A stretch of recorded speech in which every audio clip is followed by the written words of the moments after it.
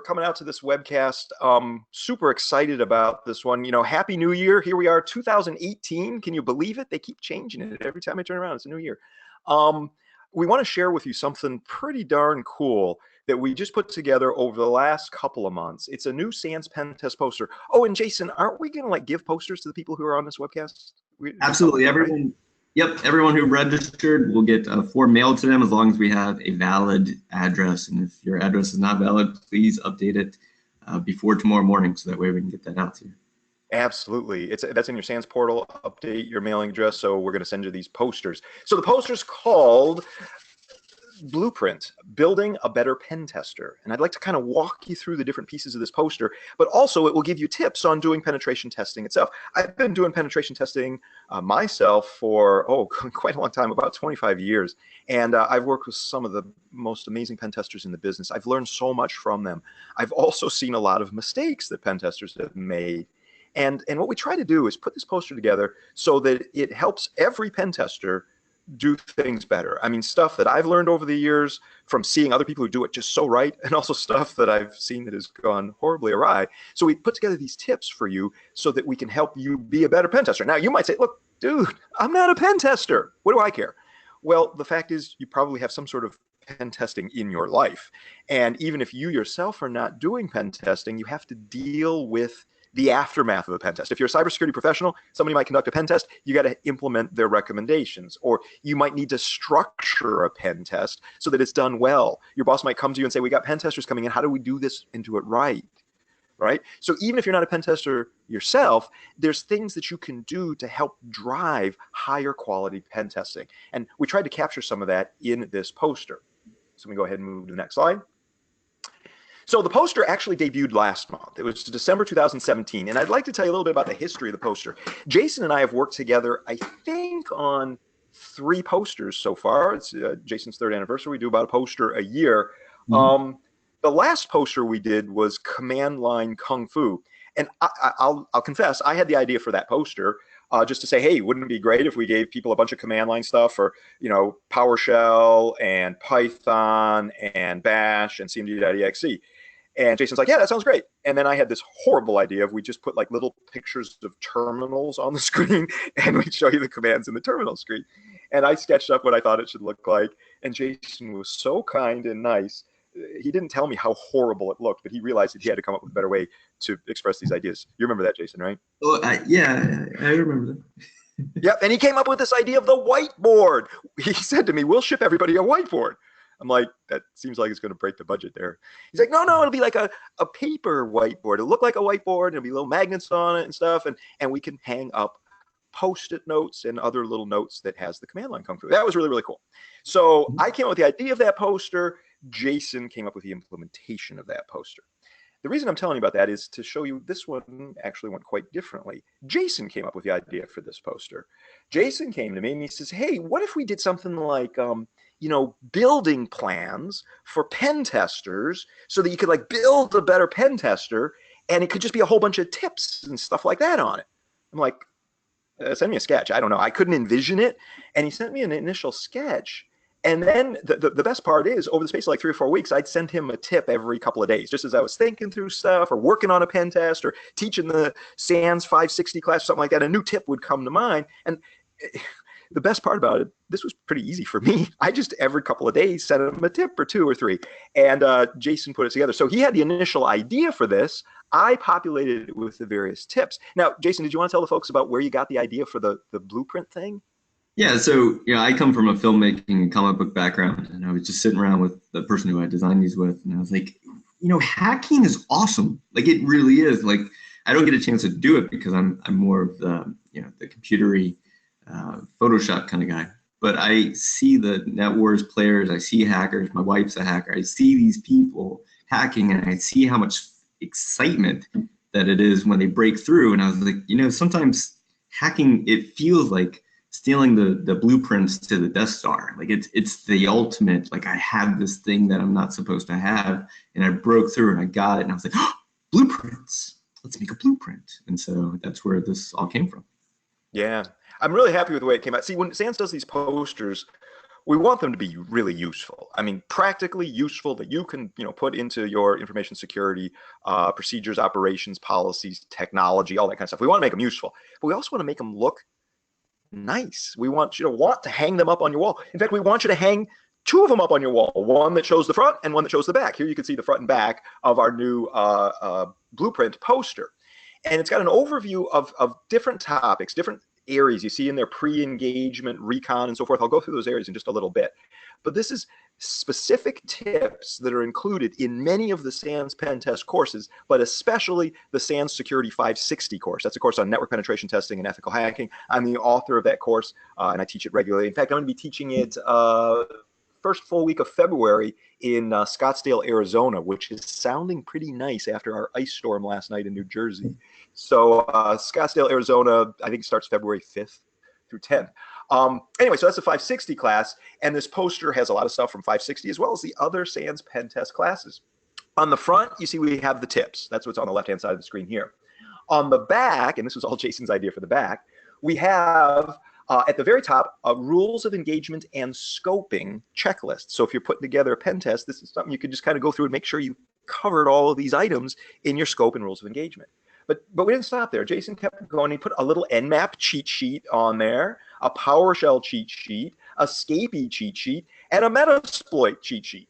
And if you think about it, as a pen tester, those 4 things are tremendously useful in what we do in our day-to-day work.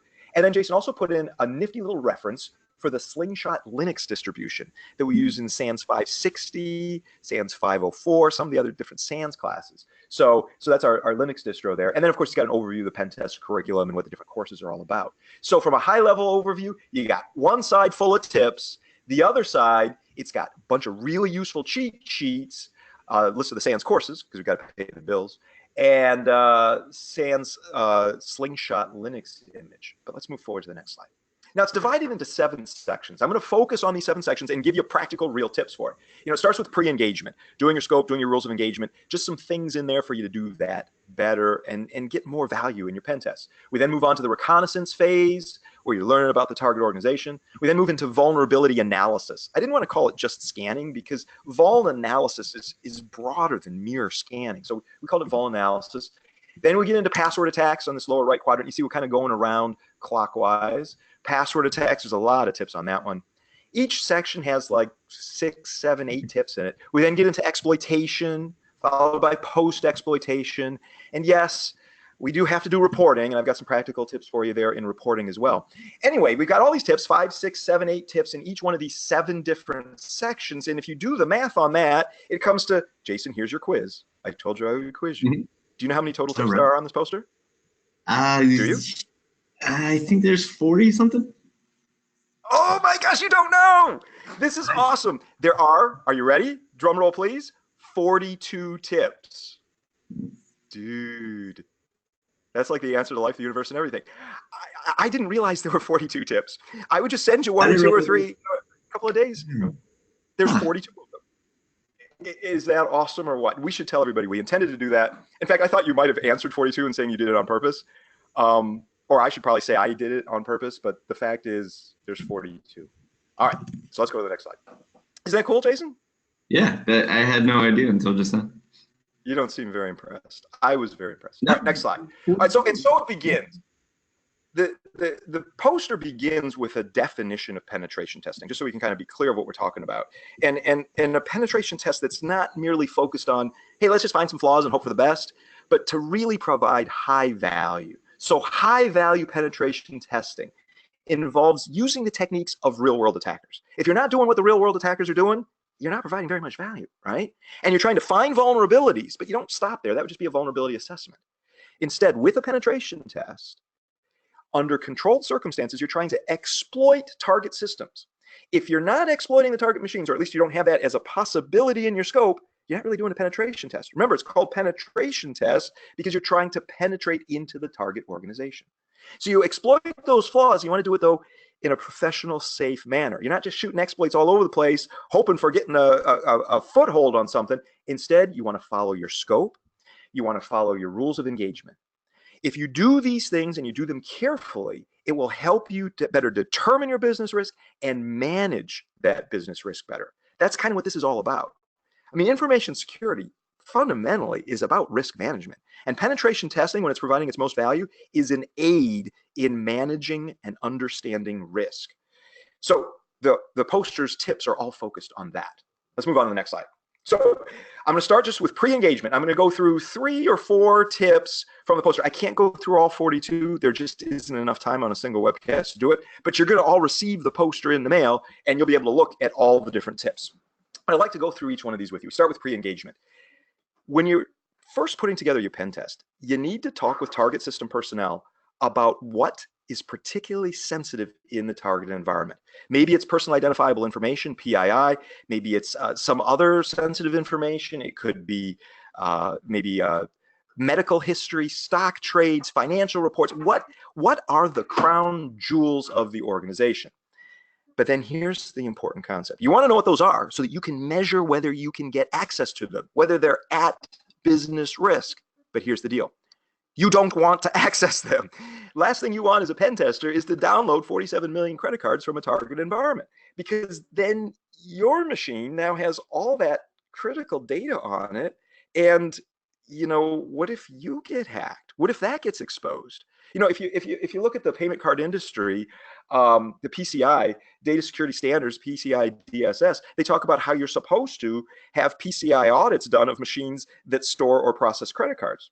Now, if you're a pen tester and you are in the habit of downloading the credit cards that you're trying to measure whether you have access to, and you download them to your laptop, does that mean your laptop now needs to have a PCI DSS audit? Well, because of that, I recommend you don't download that stuff. Instead, you're measuring access to it. One way to do that, there's many, but one way to do that is to have the target organization create sample records. So you're not downloading 27 million credit cards. You're just looking to see if you can get the sample record that they created in the target organization. They're essentially creating a flag, and you're trying to capture that flag. By capturing that flag, though, it will show that you have the kind of access that would be needed to get all 47 million credit cards. You see, this is a way to do it in a safer fashion, but still to measure accurately the business risk. Let's move to the next slide. More pre-engagement stuff. This one's kind of a bummer, but you need to do it. You have to get written permission from the owners and operators of the systems you're going to pen test. For a given organization, this is usually pretty straightforward if they own and operate all of their own stuff. But oftentimes, there are third parties involved. It could be a managed security service provider. It could be a cloud provider, so they've got some of their stuff on the cloud. Their routers might be owned by their ISPs. It could be a shared hosting environment. It could be they've outsourced their DNS servers, their mail servers. Heck, they might even have desktops that they've outsourced the management and maybe even ownership of those desktops. So you have to get permission from whomever owns and operates the equipment that you're pen testing. This is vitally important. It can be kind of a pain in the neck to make sure you get permission from every last person, but it is something that is important and you need to do. Otherwise, you get in trouble because you're hacking systems without appropriate authorization. What I like to do is to have a simple one-page memo that gives me permission to do the penetration test from each of these various entities. And then I take that memo, get it signed by the given target entity, and then I keep that signed memo with the report. It's actually included in the appendix of the report. So I've got this whole package that shows the whole deal. Let's go on to our next pre-engagement tip. Practice, practice, practice, practice. You need to keep your skills fresh by participating in capture the flag competitions. There are many out there. There's some wonderful ones. In our last couple of SANS pen test posters, we gave you a list of all these different free capture the flag games you can go to. But you know, one that comes to mind is the SANS Holiday Hack Challenge. Every year, my team spends over 1,000 hours working as hard as we can to put together the really best challenges we can, the best that we know how, and we release it to the world for free. Right now, the Holiday Hack Challenge is still running. We started it about December 15th, I think it was, and it runs as a competition through January 10th, which, consulting my calendar, that means tomorrow.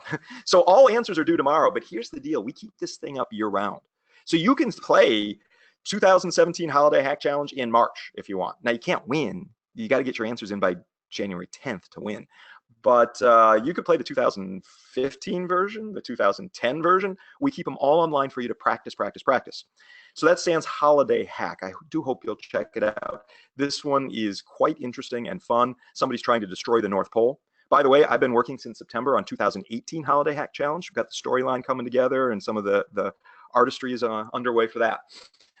Additionally, you see this Aman Hardikar URL on the page here. This is a mind map that Aman Hardikar put together and released to the world. And it's a place where you can go and download images for practicing your pen testing, or a lot of it has hack this website kind of stuff on it. So you could go and play in various CTFs. They're all here at this practice.html URL. And I'm so thankful to Aman for releasing that to the world and keeping it up to date. In fact, he seems to do updates every time we ask him to give us stuff for a new poster, which I love. He's a great guy. All right, next, reconnaissance. Okay, so we're moving now from pre-engagement into reconnaissance. When you're doing reconnaissance, it can be quite exciting as you're pulling stuff from different servers. You know, you're doing recon. You're interacting with public-facing servers of the target organization, but also, you know, different things that they might have put in, you know, various registries and registrars, like Whois registrars, DNS. You're pulling all this stuff in recon. But here is a little tip for you. You need to carefully consider the interactions you're having with target servers that don't belong to the target organization. Right? I mean, if you're going to Whois servers, or if you're doing, say, searches in your favorite search engine, or you're interacting with, say, databases of stolen credentials, and you're doing lookups for maybe the target organization's name or email addresses there, you got to be real careful with that, because you might be violating your non-disclosure agreement with the target organization. You, the pen tester, maybe you're an in-house pen tester, you work for that company, you've got a non-disclosure agreement that binds you to not divulging sensitive information about that organization. But if you then start doing reconnaissance, and in the process of doing reconnaissance, you start loading sensitive information into these servers to do queries, you got a problem there. I mean, one of the most blatant ones, and I hope you wouldn't do this, is to take a hash from say a Windows box. Maybe it's a landman hash or an NT hash that you've dumped, and to do a Google search on that, because you are now revealing to Google the hashes of the target organization. Now you might say, well, Google knows everything about anybody anyway. Yeah, but it's probably bad for them to do it. Also, your browser cache will now have that hash in it. Google, whatever it's doing for caching, will have the hash in it. And then if you click on that link, say you do a Google search for a hash, and it finds it, it has a hit. So many people have put so many full lists of landman and some selection of NT hashes online that you will get hits if you do Google searches on hashes. But if you click on that link in Google and then go to that website, you're now telling that website that somebody from your IP address has an interest in this hash and the associated password. You got to be careful. I'm not saying you shouldn't do reconnaissance. I'm not saying you shouldn't interact with third-party servers. I am saying you should do it with thought, and be careful about not leaking information that you shouldn't be leaking. You may want to consider using the Tor network for anonymous browsing, so that at least they can't tie your IP address to the given target organization that you're researching. So be careful, just be thoughtful. That's what we're talking about with that tip. Next tip, still in reconnaissance. Here it is, double check the IP addresses that you're given for your target environment. You don't want to just blindly trust it. You know, say you're doing a penetration test for one of the business units in your organization, and they say, oh, here's the IP addresses we have. And, you know, maybe they're geographically far away from you and such, and you're like, okay, they say this is the IP address range that they've been assigned by their ISP or whatever. We'll just attack them. What if they screwed up on the IP address? What if they gave you the wrong IP address? Well, that's their fault. Shouldn't they pay the penalty for that? Well, look, here's the deal. It would be their fault, surely, but it's also partially your fault, because you have a responsibility to exercise your due diligence, to vet the IP addresses that are given you as a pen tester. Look, this one has bitten me before. I've years and years and years ago, one of the guys on my team did a pen test, and he had the IP addresses wrong, and he successfully got shell on something that wasn't our target organization. This is not a happy thing to do. Can you imagine how that must feel? You get your shell, you know, you work real hard, you get your shell, you're on this box, you start looking around on the machine, and you're like, crap, this isn't where I'm supposed to be. I'm not allowed to be here. I mean, you were exhilarated and so happy, and then suddenly you're in the wrong place. So you got to call your lawyer. But the better way to do this is to double check in advance. Do whois searches to vet the IP addresses that they give you to make sure that they belong to them. And also you could use traceroute. The idea of this traceroute tip here is that if there's a, say, server that I know belongs to them, because if I surf to its web page, it says that it's their company, I could then trace route to that and I'll see the various series of router hops on my way there. And if I see other target machines that have the same last router hop, or maybe the last 2 or 3 router hops are in common, that's a sign that they're all kind of close together, and therefore they're more likely to be in scope.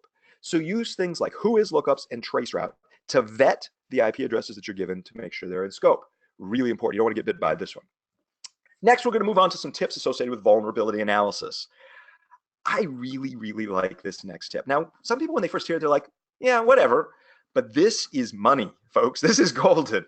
I've been doing this since I started pen testing years and years and years ago.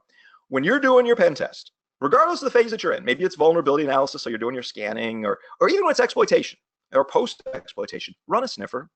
Run a sniffer to display all the packets going from your pen test machine to the target environment. And just at least display them on the screen. I'm not saying you have to capture them into a file necessarily, but display them on the screen. Why? Because it lets you verify that your tool is working as you expect. Like say you start running an Nmap scan and it's going to be running for several hours or maybe even multiple days. I want a sniffer running showing me all those packets that Nmap is generating, so that way if Nmap like seizes up or crashes or something like that, maybe I won't notice it in the Nmap screen itself because it just hangs, but instead I'll see the sniffer showing no traffic's going out. I can also kind of gaze into the TCP dump window and say, these source and destination IP addresses, they look reasonable. I can see what my tool is doing. Also, when you get into exploitation, if you're using a tool like Metasploit or maybe Metasploit Pro or Core Impact or whatever it happens to be, I want to run a sniffer so that I can see the exploitation as it's happening. It'll make you a better pen tester because you'll understand what your tools are doing better. And if they start going wrong, if they start doing things that you don't expect, you'll have more of a chance of seeing that in the sniffer output itself. Now, one thing that made me so happy, I'm not going to name the person because I don't want to embarrass him, but there is a hacker who is incredible, amazing, amazing person. He's been doing pen testing for many years, and he presents at a lot of the hacker conferences. And I was at DerbyCon. Jason was there, a bunch of us were there, and this person, whom I respect immensely and has been doing pen testing for quite a long time, he pulled me aside. He said, hey, Ed, I took your 560 class a couple months ago. Not from you, but I took it from another SANS instructor, and he nailed it. He did a great job. And I said, oh, that's wonderful to hear. I'm real happy to hear that. He says, but dude, I've been pen testing for like a decade, and there's this one tip that you put in the 560 course that I never thought about. I'm like, what are you talking about? What tip? He's like, it's just to run TCP dump while you're running your tools. I'm like, yeah. He said, I just started doing that, after I took the class. This is awesome. I love it. He said, simple concept, just run a sniffer. But he said, I'm understanding my tools better. I'm seeing where they're failing better. I'm getting ideas of how to improve the tools just by looking at the packets that the tools are generating. I was elated when this guy pulled me aside and told me that. It made me so happy. I wanted to hug him, but I thought that would be kind of awkward, so I shook his hand. All right, so now you might say, why not Wireshark? Look, I just like TCP dump because it's really fast and I can just display it on a screen, with a command line. I don't even need a terminal. There is T-Shark, which is a terminal-oriented Wireshark. That's fine. If you really want to use T-Shark or Wireshark, you can. I like TCP dump because it's fast, it's quick, it's cheap, it's free, it's built into a lot of things. So that's the one I like to go to for this initial overview cursory analysis. If I want to start digging into the packets deeply, I'll use TCP dump to make a packet capture, and then I'll use Wireshark to do the detailed analysis. You see? So I use TCP dump as sort of my capturing tool and just sort of summary display tool. And then Wireshark is the thing that really pulls things apart for me. Nice. All right, so more tips on vulnerability analysis. If you find a vulnerability, especially one that is high risk or even critical risk, you need to do false positive reduction before you report that as a high or critical risk. So you should research how to verify a given finding by using some other technique, like maybe a simple bash script or a PowerShell script, or maybe there's something that somebody's written for the Nmap scripting engine, or some other way. I am very uncomfortable reporting on a high risk or critical finding if I haven't checked that finding through some other mechanism. So say I run a vulnerability scanner like Nessus or Nexpose or something like that. I run one of those vulnerability scanners. It gives me a high risk finding. Before I'm going to report on that, I want to verify either by running some other tool or better yet, by having some script that will check it for me. Really important. Because otherwise you start reporting on false positives. Target organization will not believe in the veracity of the rest of your report, right? Next tip in vulnerability analysis. Oh, this is kind of an important one. So you scan target organization, right? Maybe you're on an intranet pen test or something like that, and you find TCP port 445 open on some target systems. TCP 445, that's a server message block. It's used for Windows file and printer sharing. Yeah, so therefore it must be a Windows machine, right? Most likely, 90-some% of the time. I was reviewing a pen test report a couple of years ago that was written by a pretty good pen tester, and he assumed that all the TCP 445s were Windows boxes. This is not necessarily the case. It could be a Samba daemon or some other SMB-based target system. It might be some sort of storage area network or network attached storage or something like that that actually has Linux or some other operating system at its core. My point here is when you see TCP 445 open on a target box, it's probably Windows, but don't assume it is Windows. It might be something else. In fact, it might be something else very interesting, like NAS, network attached storage. Really, really cool stuff. But this guy, he wrote up his report, and when he assumed that everything 445 was SMB and therefore Windows, there was some stuff in there that wasn't Windows, and it was in fact the NAS systems of the target organization, and it was embarrassing for us to have turned in a report that made that incorrect assumption. So I thought that'd be a good tip to share with you guys. Next, we're going to get into password attacks. Everybody loves password attacks, right? First tip, create a word list that is fine-tuned to your target organization. I mean, yeah, there's word lists out there. There's like RockU, the word list with over 1 million words in it. And there's all these different word lists you can get, and they're fine. They're good. They're useful. But you could create one that is tuned to the target organization, that is based on the people that are there, the products that they have.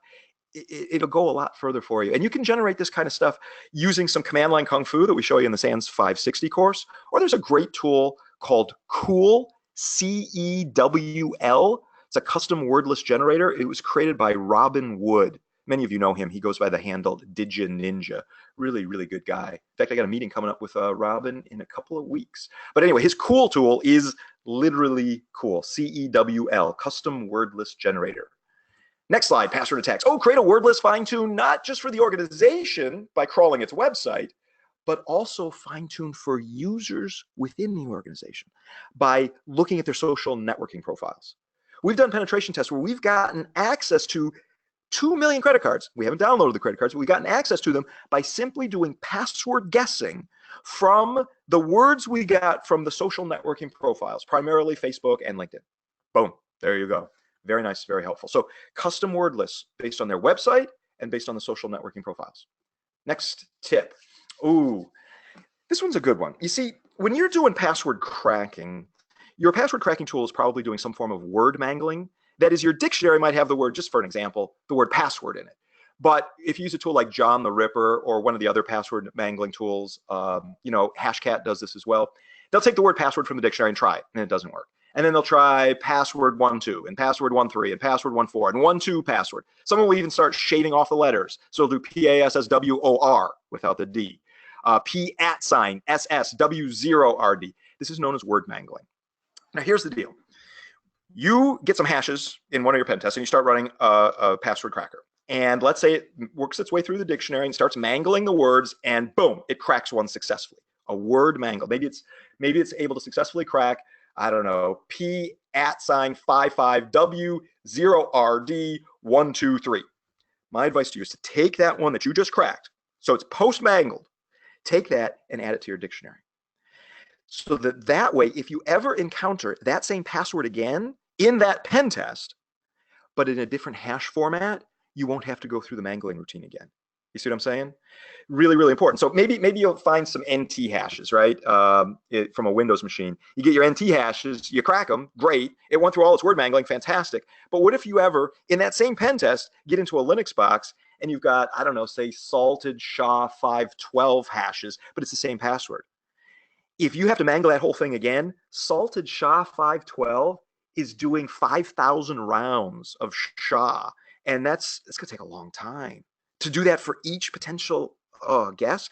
Instead, you've got it already there. You've already mangled your way to it. So just put it in your dictionary so it'll be able to get it more quickly. All right, really, really useful.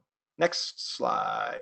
Additional password attacks. Sometimes people, when they think about password attacks, they get kind of obsessed with password cracking because it's fun and interesting. And hey, I just want to throw some CPU or even GPU at this thing. Awesome. Or maybe they think of password guessing. You got to be careful with account lockout. And we've got some tips associated with account lockout. But they overlook other ways to get passwords. Sniffing. I love to sniff, especially if there's clear text passwords going across the network. Or automated keystroke logging. Metasploit's Interpreter has a keystroke logger built into it. You might as well activate it and see if you get some good keystrokes. Really, really useful stuff. Don't obsess with just password guessing and password cracking. Think about other ways to get passwords, such as sniffing and keystroke logging. Really, really useful. All right, now let's move into the exploitation phase. Now, sometimes when you're moving your way into the exploitation phase, you're actually creating a payload that you want to execute on the target box. And there's a variety of different ways to get code execution on that target machine. But you often, if you're trying to trick a user into running something, you're often going to have to evade their antivirus tool. And we have a bunch of advice in the SANS Security 560 course on antivirus evasion, do's and don'ts of that. But one of the don'ts is when you create your payload that you want to run on the user system and evade their antivirus tool, don't take that payload and load it up to virustotal.com. Why? Because you're shooting yourself in the foot. Virustotal.com collaborates with the antivirus vendors. So what some people who don't realize this might do is they create their payload. They want to make sure it'll evade all the antivirus tools. So they upload it into virustotal.com. Ooh, of the 56 ones, it evades, 49 of them. That's pretty good. And then they'll use it. And it might work today, but tomorrow it won't work again. Or certainly not the next day, because VirusTotal will share all those samples with all the antivirus companies. So today it evades 49 of them. Tomorrow, 42, it's a good number, then 30, and then 20. And there's usually like 12 it'll always evade anyway. But the point here is, instead of using virustotal.com as your checker to see if you're evading antivirus tools, your best bet is to get the same version of antivirus that the target organization has. Install that on one of your own machines, and then work diligently to evade that. That's how we do it in the SANS Security 560 course, and it works darn well. Additional tips for exploitation. When I'm doing an exploitation, like especially of a network service that I'm trying to get into, maybe there's like an unpatched service or something like that that can give me code execution, remote code execution of a listening service. It can be a beautiful thing, but there's always a chance that you might crash something. So that's why I like to run a command or even a simple little script that will check the service every second just to make sure it stays up while I'm exploiting it. And if it goes down, my little one-line script will say, hey, the service has gone down. So that way I find out right away. And then I can work with target system personnel to get it restarted. We do this in SANS Security 560. We've got these little command line kung fu one-liners that are just little bash one-lines that will check to make sure a given service is still there. So you can certainly do that. Exploitation. Oh, when you create your payloads during the exploitation phase and you deliver them, you want to create them in such a way that they'll be able to phone home to you. It's really important. Usually use some sort of reverse shell. Why? Because if you have like a listening shell on a port and you get it inside the organization, you might not be able to communicate with that port because the firewalls are blocking it. It might be a network-based firewall, even a local firewall on the box that you've exploited might be blocking a listening port. But most of the time they allow outbound connections back out, especially through protocols like HTTPS. So the tip here is to use a payload that mimics what the bad guys would do. And that is, it will run on the target machine, phone back home to you using a protocol like HTTPS. PowerShell Empire does that. Metasploit has some great payloads that do that. The Veil framework creates tools that do that. Or, as long as the target machine can resolve names via DNS, you could use a tool like DNSCat. DNSCat was created by Ron Bowes. That's B-O-W-E-S. Ron is a member of my team, actually. Started working for us at CounterHack about 3 months ago. And he worked very hard on the Holiday Hack Challenge, by the way. So anyway, that's another tip for you there. One more tip on the exploitation side. To lower the chance of crashing a Windows machine, my advice to you is this. If you have SMB access to that Windows box, TCP 445 kind of stuff, and you have an admin username and password, maybe you've gotten that from someplace else in the target organization, don't exploit some listening service that, via buffer overflow or format string flaw or some other flaw that might crash it. Instead, use psexec or some similar Windows features like WMIC or the SC command or some other mechanism, PowerShell remoting, that you can use to cause it to run your payload. So the point here is don't risk crashing a Windows machine by exploiting some buffer overflow flaw kind of thing if you already have the kind of access you need to make it run arbitrary code via PSExec, via WMIC, or via some other mechanism. Oh, I do have one more exploitation one for you. This one's really important, and it comes up in the SANS 560 class all the time. If your exploit fails, like say you're in Metasploit and you run it and then it just doesn't work, you don't get your shell, look at the output of what your tool is telling you. Metasploit actually has some really, really good output and error messages in it. So do a lot of the other tools as well. Read that output. Students, sometimes they'll take the class from me and they're working on doing some sort of exploit or something like that, and it doesn't work. And they call me over and they say, what happened?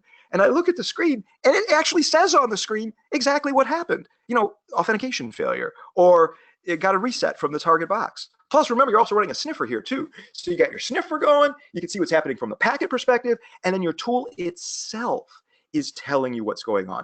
And oftentimes what's happening in Metasploit is that your stager works. Your stager is the thing that's getting code to the target box and causing it to execute. The code that you're getting there is your stage, but the stage might be failing. And you'll see that the stager gets loaded and everything's going, then it loads the stage and then suddenly it doesn't work anymore. Most likely the stage is being blocked by antivirus or some other code limitation on the target box. So read the output from your tools. I know it sounds like an obvious tip. Well, of course I'm going to read the output from my tools. I see a lot of pen testers that don't. It didn't work. I don't know why it didn't work. The fact is, read these tools. They have really good, useful output. And then we're going to move into post-exploitation. A little bit of advice for you here. When you get into a Windows box, so you're on a Windows box, maybe it's a client, maybe it's a server, I don't care, whatever it is. When you're on that box, look for established connections to other machines on TCP 445 or TCP 3389. As you know, TCP 445 is SMB. That means somebody has probably mounted a file share or is doing some sort of authentication across that. If you're on a client, when you run a command like netstat-na, pipe through find, I'm looking for the string EST for established connections. Pipe through find, I'm looking for the string 445. So I've got established connections go to TCP 445. If I'm on a client, those connections are likely going to a file server, maybe even a domain controller. Or maybe there's some other client that has mounted a share there. Could be. If I'm on a server, you'll see incoming clients to that box. That's quite interesting and cool. And I can do the same kind of thing for TCP 3389, which is remote desktop protocol. Again, a beautiful thing. If I get into a client, I see it's got a 3389 connection to another box, it's probably running an RDP client to get GUI access to that other machine. This is sweetness. I like it. Next, post-exploitation. Oh, this is a really good tip. I've actually heard this tip from many different people. In fact, we were at SANS Pentest Hackfest, I want to say last year. It was actually 2016, and we had a little panel of advice when you're doing pen testing. And Tom Liston, my good buddy Tom, opened up with this one. Tom said you can tell a rookie pen tester because as soon as they get on a box, they start scanning the crap out of everything else. And that's really loud and it gets them noticed. And it's not what real world attackers would typically do. Instead, when you first get into a machine, your best bet is to look at that machine's own knowledge of the networked world around it before you start scanning. So you could do things like if you're on a Windows box, do ipconfig/display DNS. What a great command. I love it. What this command will do is it will dump the operating system level DNS cache. So you can see all of the names that have been recently resolved on that machine. It will even show you the DNS time to live and how many seconds remain in that. If you run this command every second, you'll see the TTLs going down by 1 every second. So that's cool. Those are the IP addresses and domain names that that machine is recently resolved. You can also do an ARP-A on Windows or Linux. It'll show you the ARP cache. So you can see the machines on the same subnet with which that machine that you've conquered has communicated with in the last 10 minutes or so.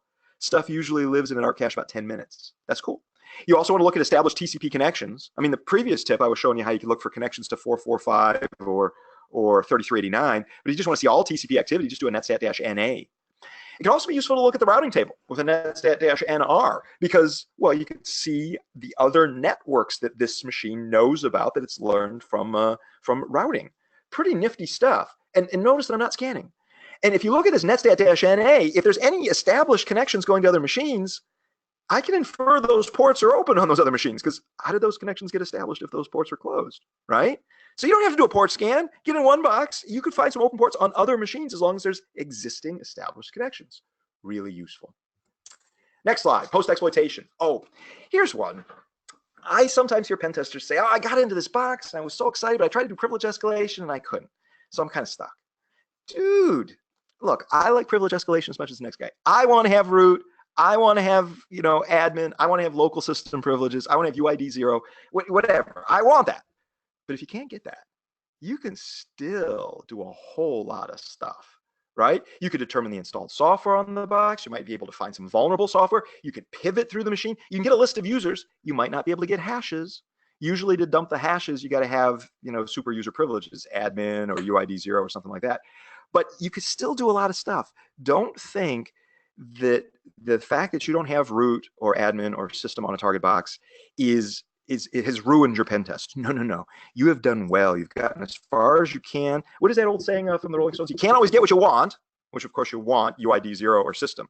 But if you try sometime, you just might find you get what you need. All right. Ed Skoudis quoting Mick Jagger. Who would have thought? But the point here is you don't get root. All right. You still have access to that box, and you can use its place on the network to pivot and start attacking other machines. Awesomeness.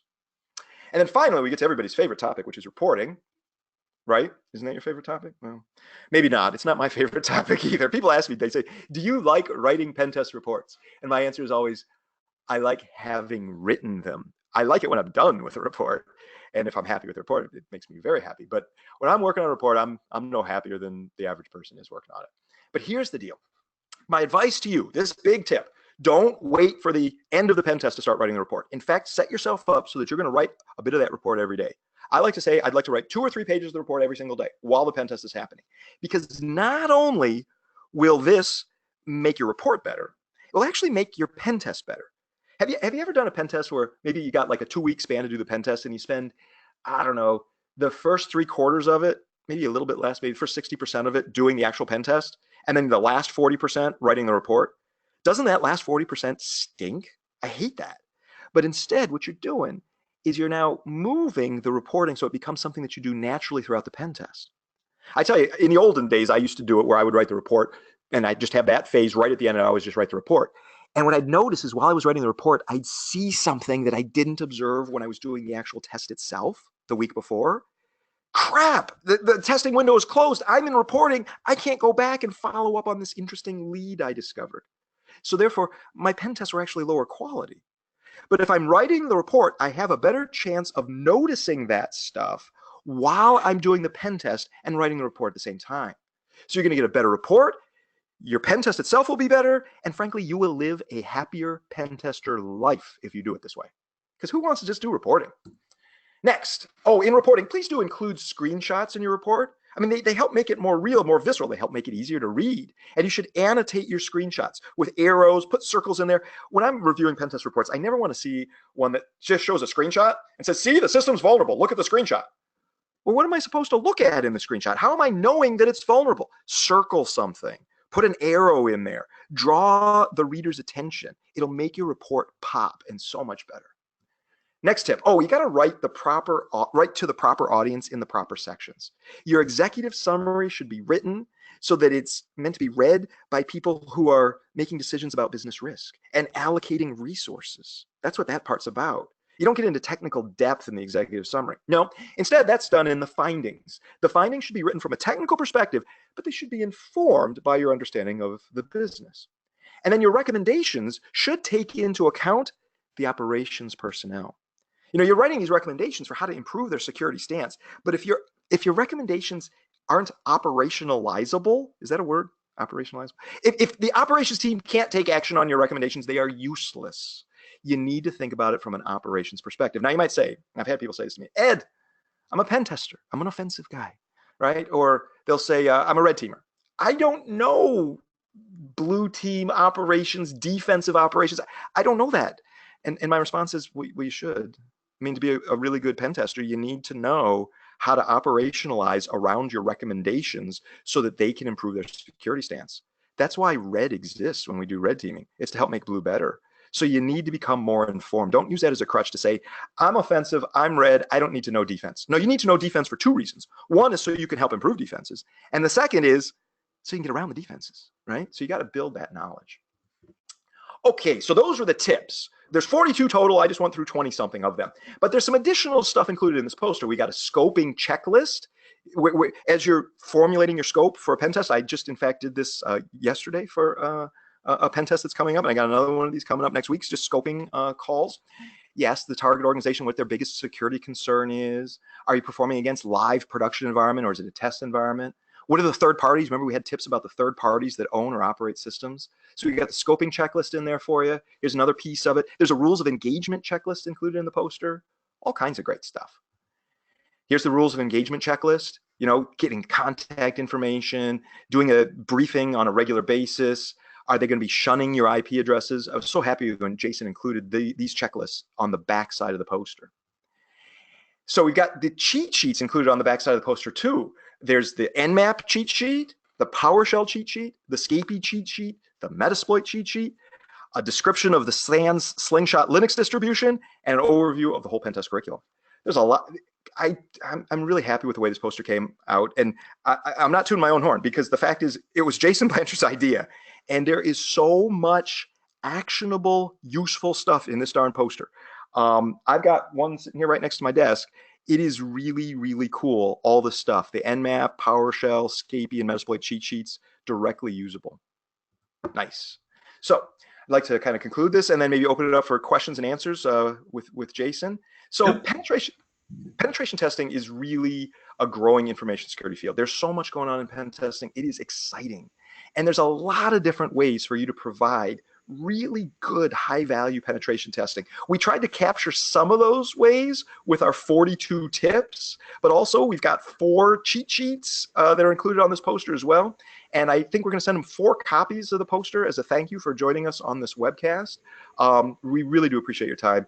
And with that, I'd like to open it up for Jason to kind of read some of the questions or anything else you want to add, Jason. You ready? Yeah, I'm getting a lot of questions about the Slingshot Linux distro, where it's available, how people can get it. And I know it's not available publicly, but Ed, would you like to address that?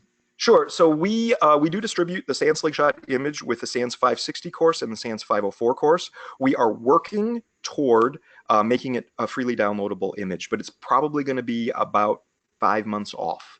So that would put us toward the end of second quarter. But we are working on it. We want to get this in your hands. We want to help you, but we want to do it in a really solid way. We want to do it so that it just plain works for you. And that's what we're working on. So give us about 5 months. Eva asked a few questions. We weren't able to address all of them, but one is, would you include previously accepted risk in your report or leave them out at the organization's request? Would I include previously accepted risk in the report or leave them out? I would like to include them just because I don't want them to fall between the cracks. I don't want anybody to forget about them. If I've discovered a security issue in your organization in doing my work, I owe that to you. And you can again say, we have accepted that one already and we accept it again. Great.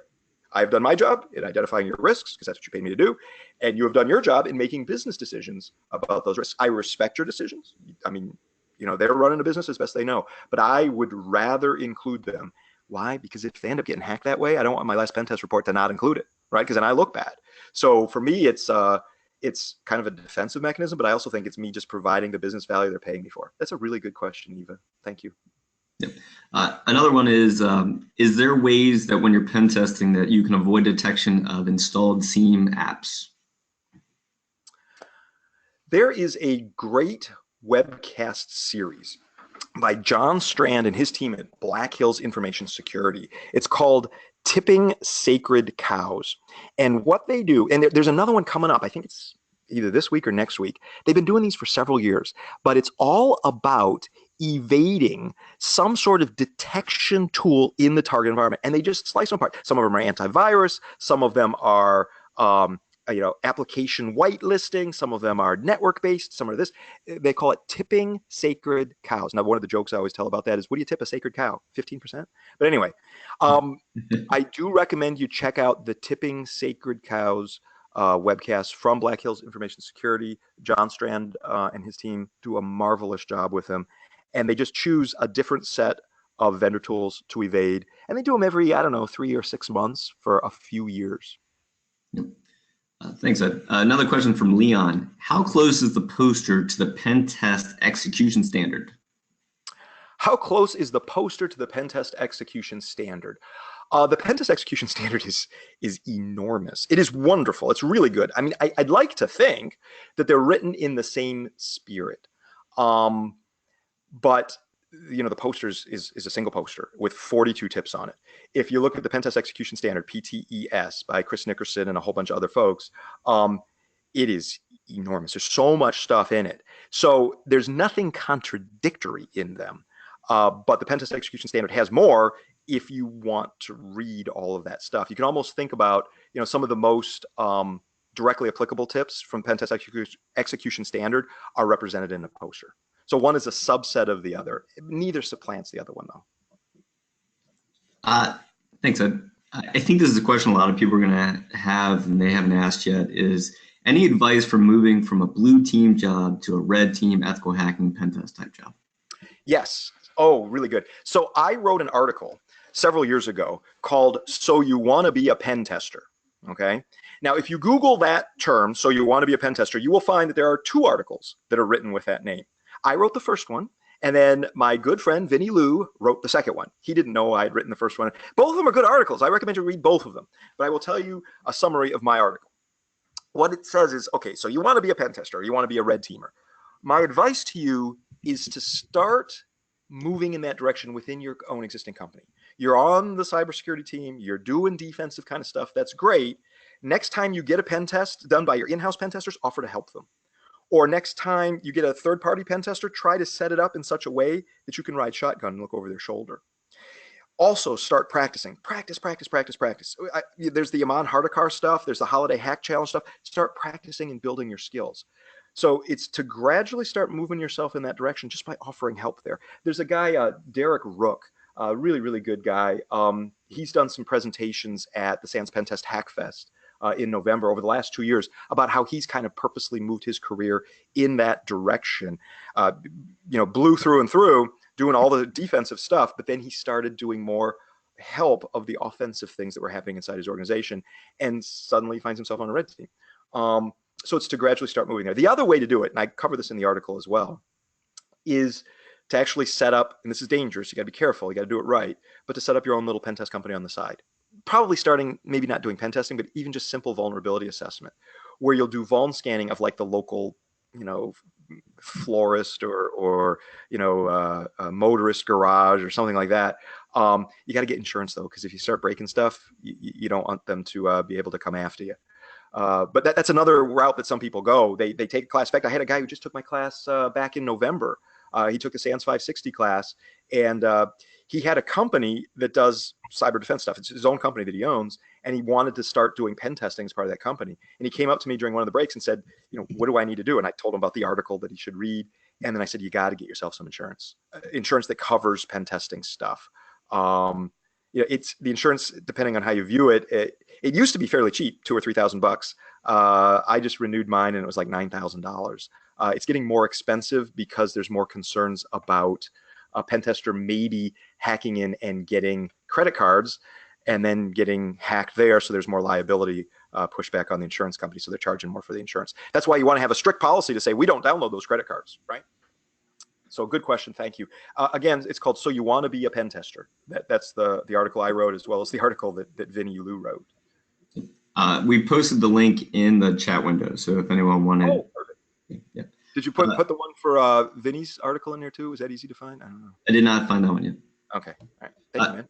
Another question is, suppose you want to pen test something hosted in the cloud, such as AWS, Google, or Azure. Yep. Do they even talk to people who are, let's say, not the biggest pen testers on the block?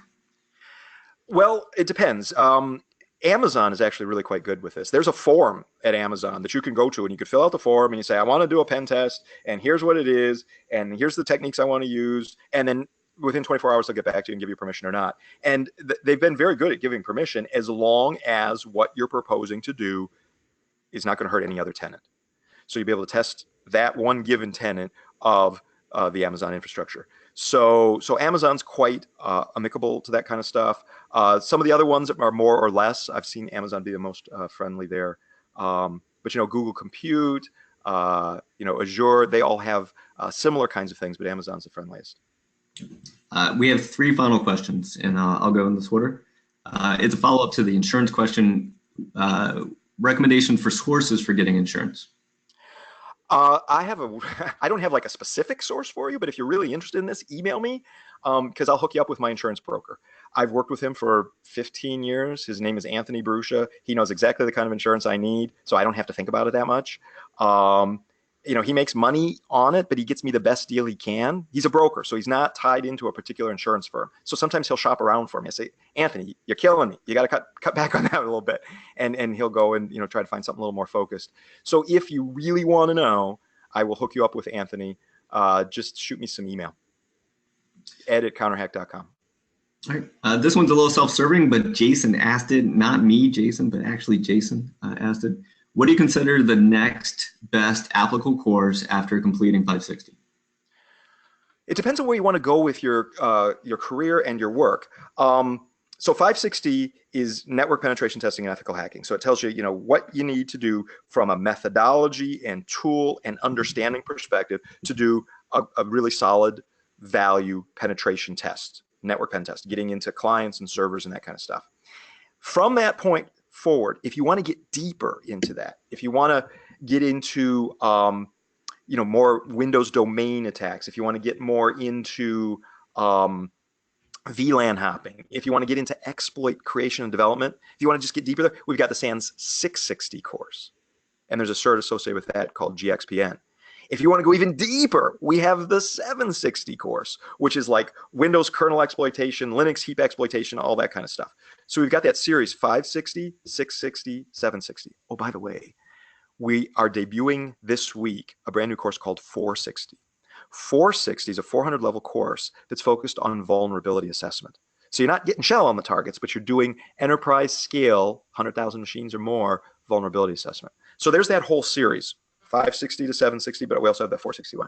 But if you're maybe going deep is not the best thing for you. Maybe instead you need to focus on web applications, because you really need to learn that, because it's where you find most of your work going. Now 560 does have a half a day of web application stuff. We go over SQL injection, cross-site request forgery, cross-site scripting, command injection, some of the top ones in that. But if you want more web app stuff, you'd go into the 542 and 642 classes. They're all on web app penetration testing. If you're more focused on the mobile stuff, maybe you're testing a lot of mobile apps and things like that, and the infrastructure associated with it, you could go into 575 and 617. 617 is on wireless, right, which mobile, of course, requires. So those are different ways you can go. Now, we also have a class called 573, and this is really interesting and kind of different. 573 is Python for information security professionals. So if you want to start automating things, whether it's in a pen test or whether it's in cyber defense or whether it's in forensics, it covers all three.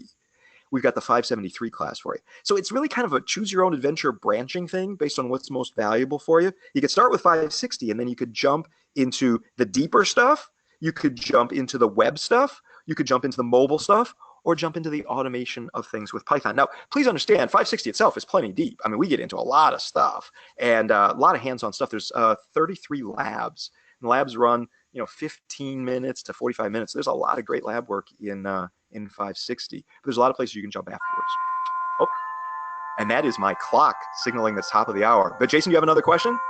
The last question is, are we losing the battle? Wow, that is quite a question. My clock is going to bong here. I wrote the Python code, by the way, that is playing this, in case you're wondering. Are we losing the battle? All right. I've been doing information security for 25 years. And I am happy to say that we're a lot more secure in absolute terms than we were 20 or 25 years ago. We patch better. The systems are harder. I mean, just look at Windows and how much better it is than 20 years ago, right? So in absolute terms, we're better. But here's the problem. the bad guys are getting better too. Their tools are getting more automated. They're getting more ingenious. They're finding more subtle flaws. And this is bad. So you can almost picture it as like a graph of information security defenses, and they're going up over time. Yay! But then if you look at the graph of the bad guys' capabilities, they're going up too. And my friend Josh Corman brought up this idea that he calls H.D. Moore's law. You guys are, of course, familiar with Moore's law, right? Moore's law says that the density at which we can etch computer chips doubles about every 18 months or so, so they go about twice as fast. H.D. Moore's law, according to Josh Corman, is this. If your defenses aren't getting better at least the rate of Metasploit's capabilities getting better over time, you're going to get owned. Because we can use Metasploit's increasing capabilities as a proxy for how good the bad guys are and how capable they are. So if you're not getting better, at least at the rate that Metasploit's getting better, you're going to get owned. Now, here's the deal. As an industry, I don't think we're getting better at the rate Metasploit's getting better. So, big picture, yeah, I think we're falling behind. In absolute terms, we're better. Yay! In relative terms, relative to the bad guys, we're not. And that's not good. So, but where do you go from that? I don't want to leave this webcast with you saying, oh, gosh, this is sad and horrible. You got to fight the good fight. You gotta be in there. You gotta be in the game. You gotta fight. You gotta make the organization more secure. This is a time for people like you, people like us, to really give it our best and to make the world a more safe and secure place. I mean, so don't despair at this H.D. Moore's law concept. Instead, to say there is great opportunity for making the world a more safe and secure place. And look, if that doesn't motivate you, that little inspiration there, how about this? Jobs. You want a good job? You want to get paid well? Great, do this stuff. Maybe you're not going to make the world safe and secure, but you'll always be able to support your family as long as there's a need for information security professionals. And that shows no signs of letting up. So there you go. Thanks, guys. I appreciate your great questions. Jason, you want to turn it over to you? Awesome. Yep. Just want to finish with reminder, if you want to email me at jblanchard@sans.org, jblanchard@sans.org. If you have questions about what courses to take, you can also send emails to Ed. And then, Ed, anything left, or just turn it over to Carol? All right. Carol, can you wrap us up? For your great presentation. Can you hear me? Thank you so much, Ed and Jason, for your great presentation, which helps bring this content to the SANS community. Okay. Well, I was just thanking you both for your great presentation. For a schedule of all upcoming and archived SANS webcasts, including this one, please visit sans.org/webcast. Until next time, take care, and we hope to have you back again for the next